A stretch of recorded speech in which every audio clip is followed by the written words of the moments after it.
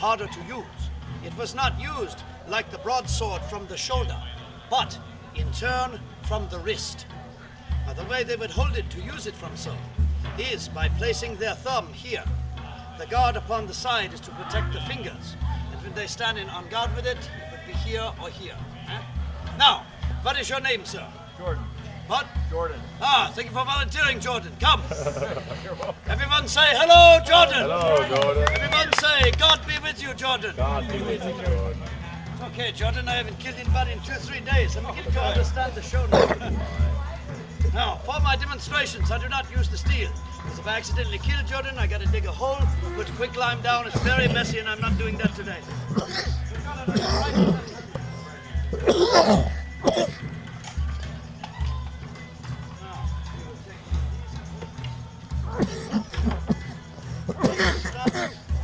Right forward, bend your knees deeply, put your tip at the eye level of the bullet. Not too bad, not too bad. Most times when people do this the first time, it looks more like constipation, but Jordan is doing very well. Now, in using this was a very good weapon to use against broadswords, because being heavier, it was harder to move out of the way. Also being heavier, it made very strong blows, and I will show you how. Now, also as well, you see the thick blade, very heavy, yes? If holding it this way, if you are receiving a cut here or here, the natural movement is to the side, where you block with the flat. You can take a tremendous blow with one hand. So, if he is coming in a cut to here, oh, I'm glad Jordan's not on my side. You know, Jordan, kill him, quick!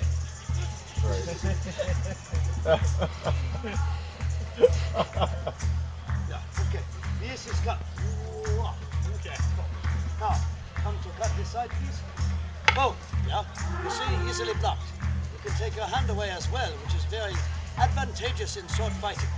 The reason being, if you are sword fighting, you do not fight your opponent from this distance. That is what I like to call crap. Because from here, we can use our weapons to their most advantage. Huge, crashing blows, sweeping blocks to protect us head to toe.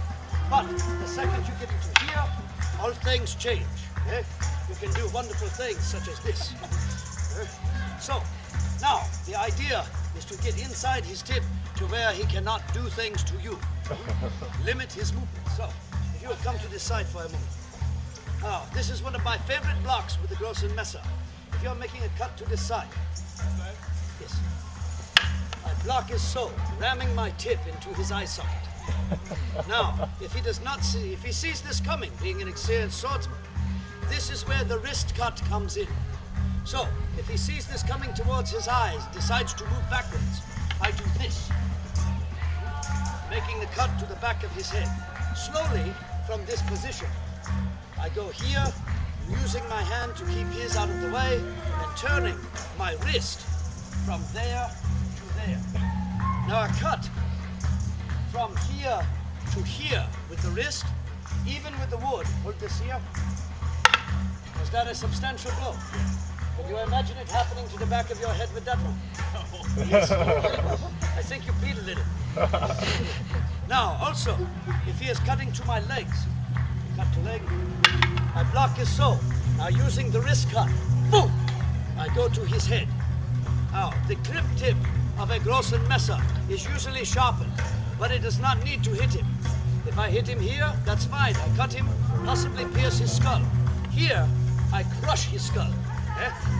And if he's still standing, I take the pommel across his face, into his head, ram, etc., until I get to that brain. No matter how small it is, I will find it. Now, also, with the Großen Messer, the unsharpened part was sometimes used in the block.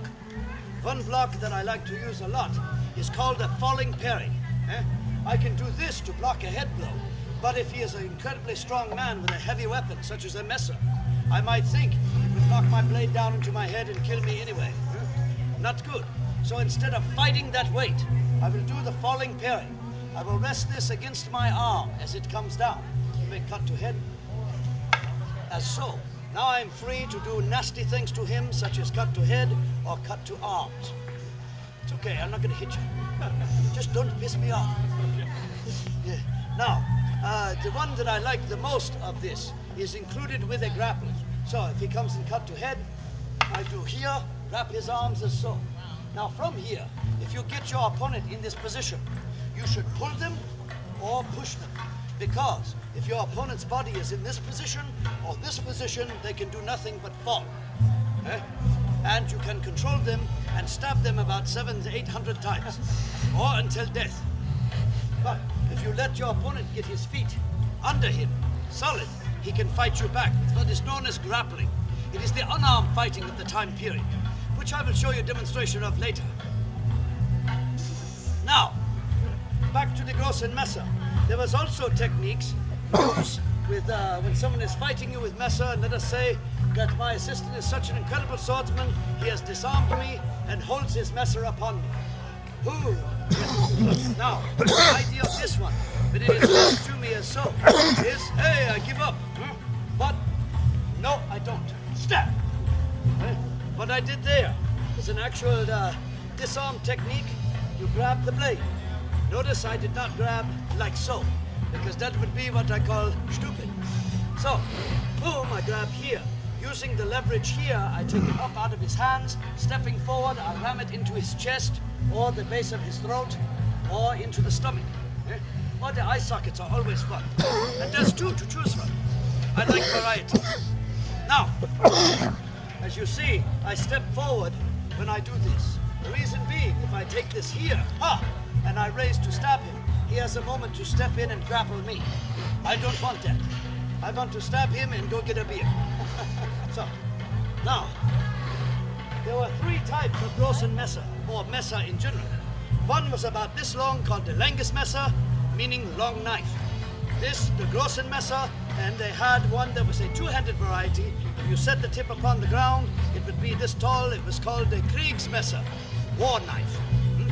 So, are there any question about the Messer before we move on?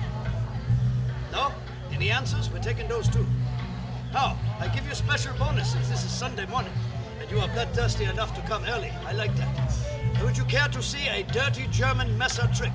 Yes. Oh, come on. Yes.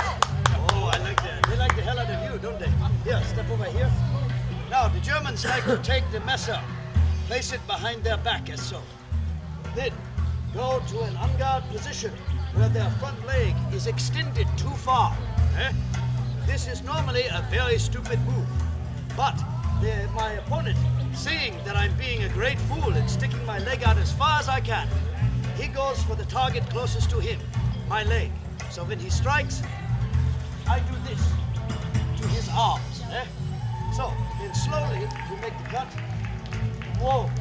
Now that would usually cut both hands off the arms and produce a look on his face that is priceless. Because the Messer comes from the back with the full body weight turning. So the blow is like so. And removes the hands. That makes me giggle ecstatically. Oh, I love that crap. So, any other question about the Messer before we move on?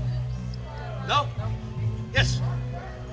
What time period was the Messer used? The Messer was used throughout the Middle Ages and into the 16th and 17th centuries.